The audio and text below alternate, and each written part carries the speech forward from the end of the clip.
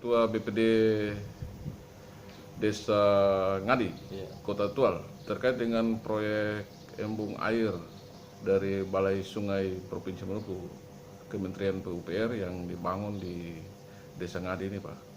Kami mendapat informasi bahwa proyek itu sudah berjalan, tapi ada oknum-oknum kelompok masyarakat yang melakukan pemalangan letter di tempat lokasi proyek tersebut. Apakah informasi itu benar, Pak?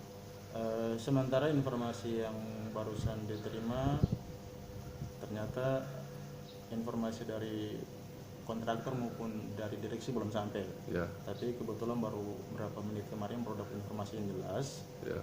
Kami sebagai keterwakilan dari masyarakat akan mengambil langkah-langkah bijak untuk mengatasi permasalahan ini. Yang menurut kami pengusulan pelaksanaan untuk pengadaan air bersih ini kan bukan untuk kepentingan kami pribadi atau pemerintah, berapa oknum pemerintah desa, tapi ini demi kesejahteraan masyarakat banyak. Apalagi sumber air ini kan kebutuhan utama yang harus dicukupi supaya masyarakat tidak merasa kekurangan air. Sekalipun kita punya sumber air terbesar ada di kampung, melalui sumber air di danau yang sekarang mereka pakai untuk tempat wisata, tapi berapa kali upayakan tidak terlaksana. Dengan adanya sumbangan dari APBN melalui Balai Sungai Maluku ini salah satu karunia terbesar buat Desa Ngadi menurut kami, sehingga apapun kegiatan ini antara kerjasama antara kami dengan pihak kontraktor atau pelaksana kegiatan maupun dengan para direksi dari Balai Sungai itu sementara berjalan dengan baik. Kebetulan karena ada berkaitan dengan informasi yang barusan kami dapat, kami akan berupaya demi kesejahteraan masyarakat banyak. Oke, proyek ini tahun berapa dan nilainya berapa? Proyeknya ini menurut yang disampaikan oleh direksi dari Balai Sungai Maluku nilainya sebesar 1,9 miliar. Iya.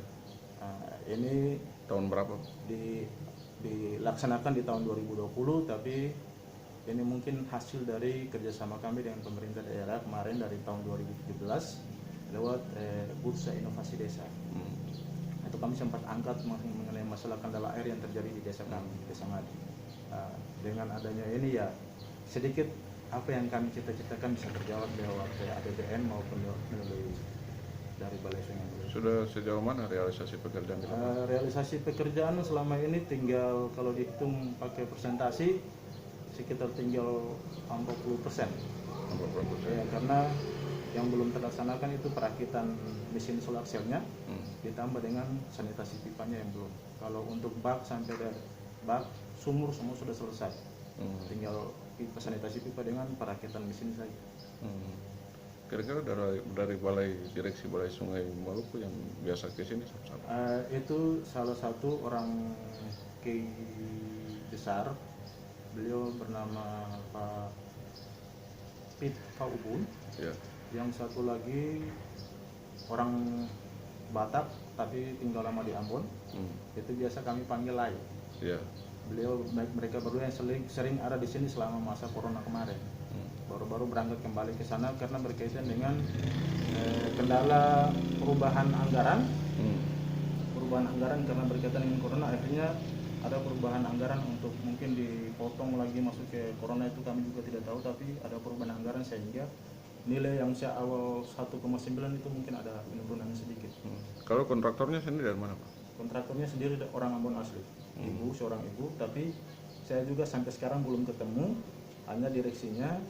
Lalu beliau memang sempat datang, tapi saya tidak diundang waktu itu. Yang diundang pemerintah desa dengan beberapa staf. Kebetulan saya ada kegiatan pertemuan di kantor wali kota, jadi saya tidak sempat ikut. Beliau memang sempat datang. Oke, bagaimana sikap dari BPD menyikapi ada beberapa oknum masyarakat yang menyurati Kepala Balai Sungai Maluku terkait dengan belum adanya realisasi pembebasan lahan tanah ini? Oke, terima kasih. Untuk masalah pembebasan lahan, menurut saya karena salah satu hak dalam masalah ketuanan tanah di atas tanah Ngadi itu hak sepenuhnya ada di mata rumah perenjaan. Lalu kalau memang itu ada berdampak dengan masalah kegiatan ini, saya merasa bahwa ada oknum-oknum yang merasa tidak terlibat di dalam, lalu mereka mencari jalan untuk memprovokasi masyarakat yang punya bekas kebun lalu mencari 1-2 rupiah dari situ untuk kepentingan pribadi perorangan. Tapi kalau untuk kami Petuanan sudah selesai. terlepas dari saya pribadi, saya sebagai BPD terlepas, tapi dari keluarga Petuanan Sudah selesai. kami tidak pernah minta sepeser pun. Oh, iya. Tidak pernah minta sepeser pun dari lokasi 2 lokasi yang ada atau 3 lokasi yang ada untuk kepentingan Petuanan tidak ada.